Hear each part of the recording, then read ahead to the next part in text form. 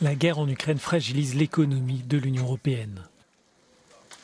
Dans ses prévisions publiées lundi, la Commission européenne évoque un ralentissement de la croissance et une inflation qui poursuit sa progression. L'invasion non provoquée de l'Ukraine par la Russie cause des souffrances et des destructions indicibles, mais elle pèse aussi sur la reprise économique de l'Europe. Le fort rebond économique de l'année dernière aura un effet positif persistant sur les taux de croissance de cette année.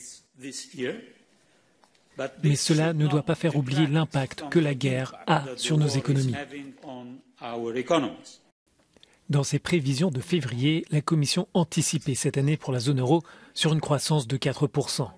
Elle table aujourd'hui sur une hausse du produit intérieur brut de 2,7%. L'inflation, elle, devrait passer de 3,5% à 6,1%. La consommation privée et les investissements devraient souffrir de la progression des prix, de l'incertitude et des goulets d'étranglement sur les chaînes d'approvisionnement.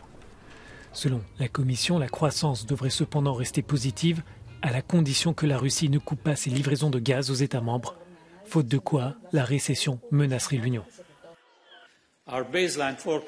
Nos prévisions, réalisées sur une ligne de base, sont accompagnées d'une analyse de scénario fondée sur un modèle qui simule l'impact d'une hausse des prix des produits énergétiques de base, et c'est le scénario défavorable, comme celui d'une coupure pure et simple de l'approvisionnement en gaz par la Russie.